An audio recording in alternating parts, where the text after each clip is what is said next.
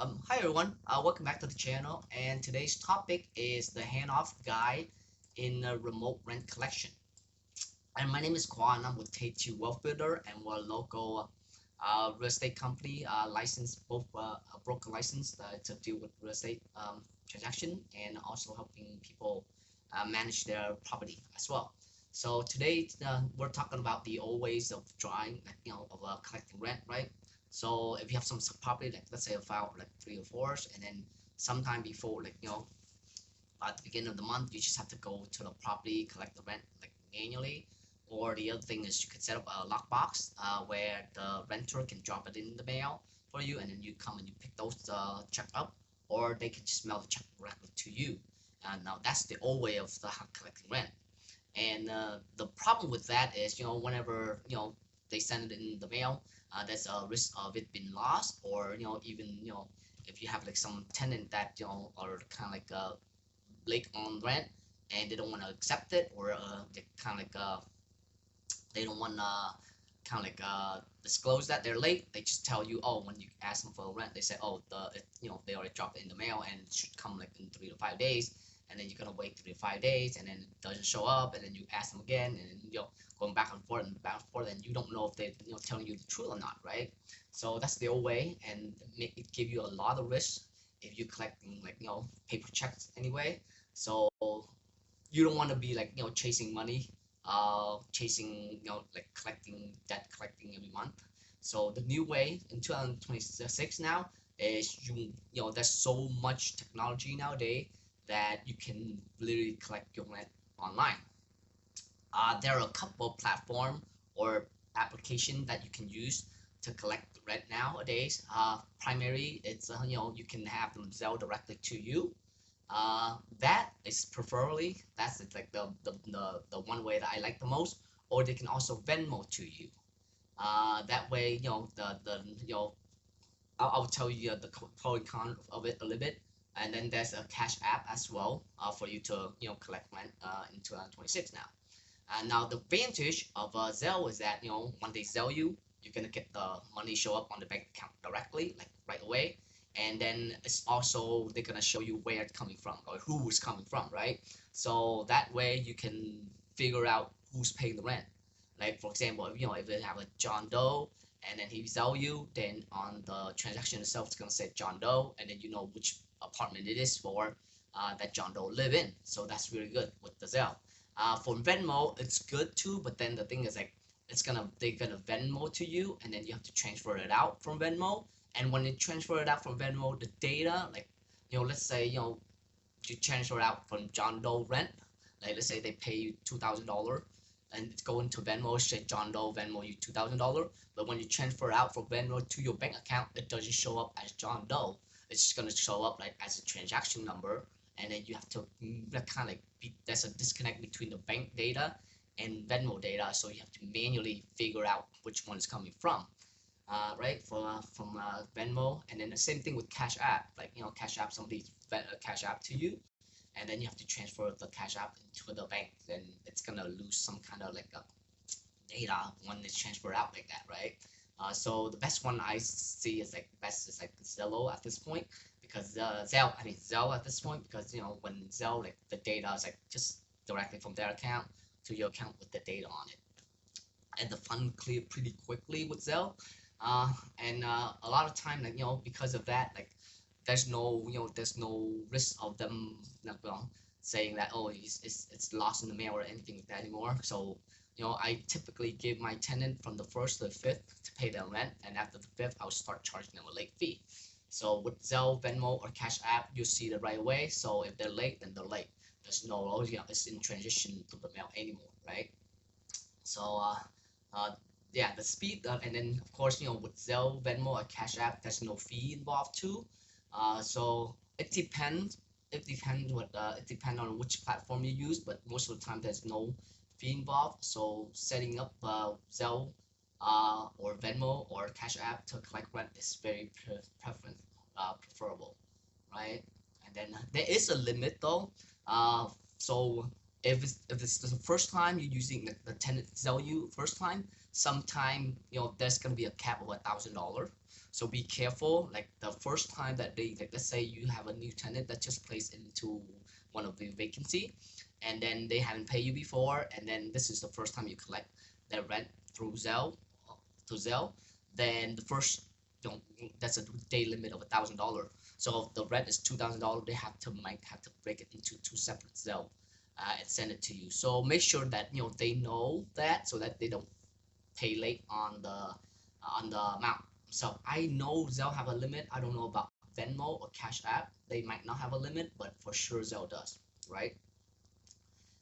And then let's see. And then the other thing is, if you want to automate more of your rent, of your or, like the rentals, you might want to look up like an application online. And I have another video that talk about this, but then I'll show you what it is. It's TurboTenant. That's the software that I use, and this is how you log in. And if you want a more detail channel, like through detailed explanation of this app, you can check on one of my other my other videos. But anyway, once you create an account here, you can literally add in the tenant, add in the property, and then match them up, so that every month, if let's say if I receive a Zelle payment from one of my tenant, I can just go in here, past due, and then if they pay the full amount, let's say this one paid full amount, I can mark it here. I can click on here and say, record payment, and I'll report full amount.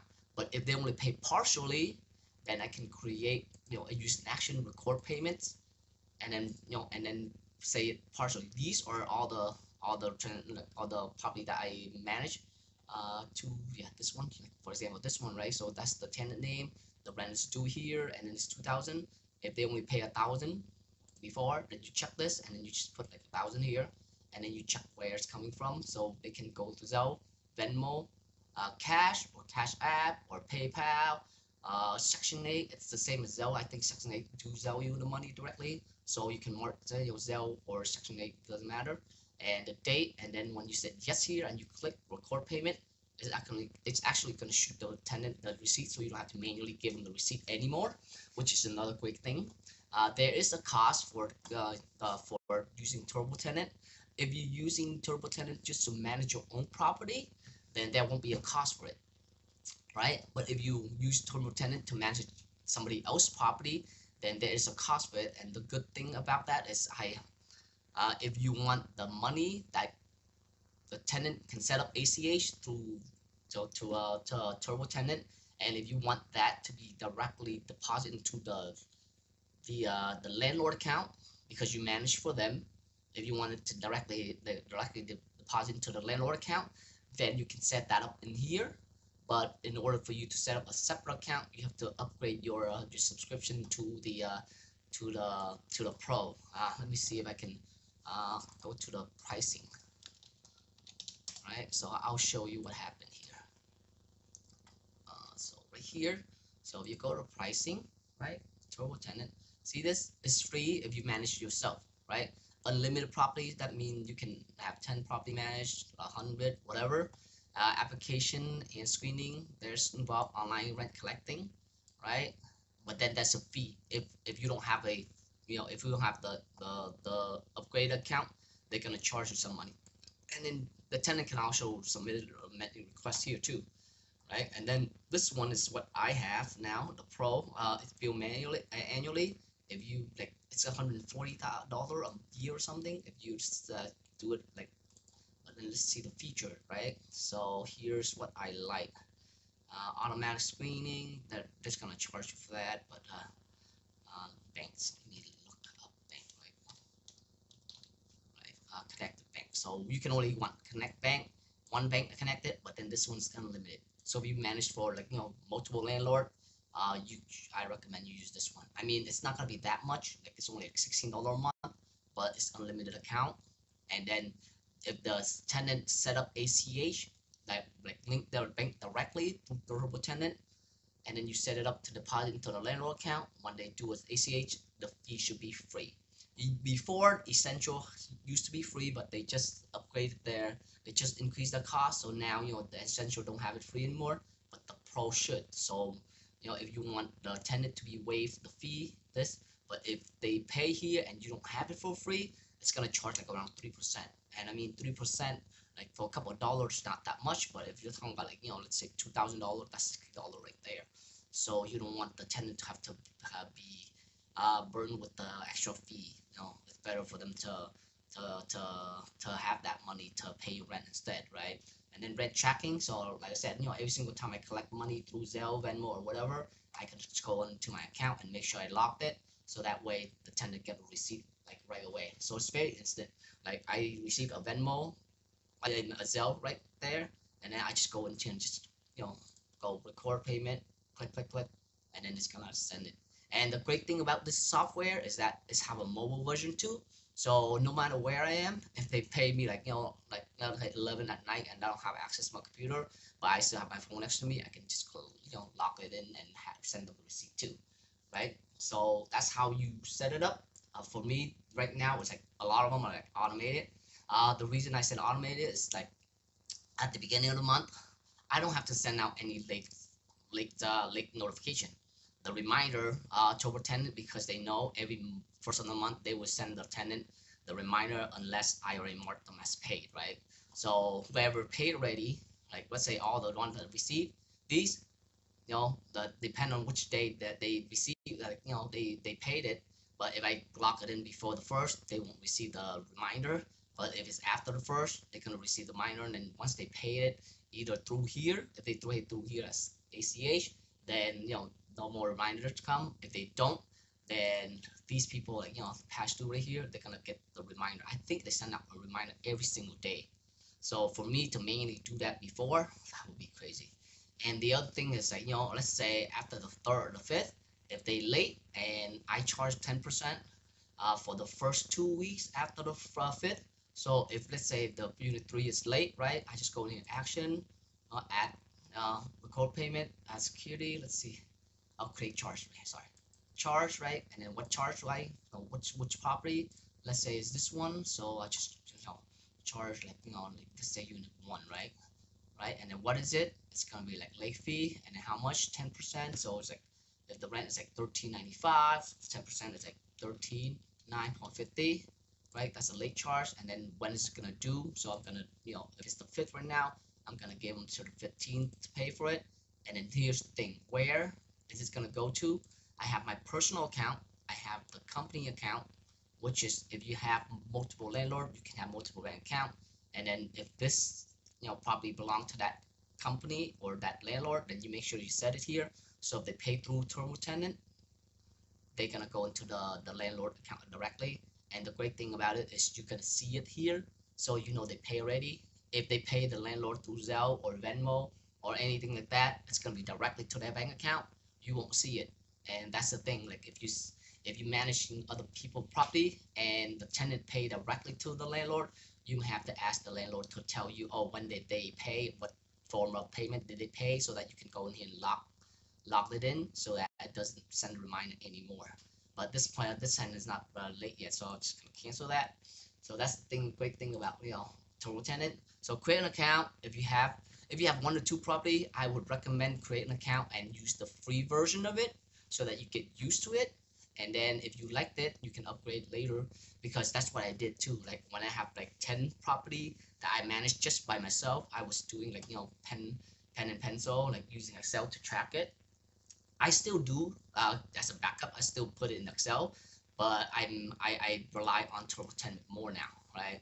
So every month I'm going in, I make sure that all the going to my dashboard, how much like sent out, how much will receive already, and who's still late. And then on the 5th, I will, if there's still people that are late, I will manually text them. But I won't do it. Today's only the 3rd, so we still have a couple days. And I think I still have a couple of like housing that I haven't locked yet. That's why the past due is a lot. But I have like maybe 4 housing payment that I'm supposed to lock in, which is like another. So I should be able to clear most of this like after I lock that. Right? So setup, yeah, make sure you set it up. And I mean, once you have that, it's so good, because you don't have to chase like rent every month anymore, right? You stop being like a debt collector and you become like a investor, right? You free up your time to do something else. You don't want to every month have to be worried about the rent. I mean, you still do, but you don't have to be constantly thinking about setting up reminders who still haven't paid yet, stuff like that, because the system will do it for you. Like once you grow to like a certain amount, you don't want to do that kind of thing anymore. You want to have a system where I'm managing, like right now I'm managing 24 units by myself, right?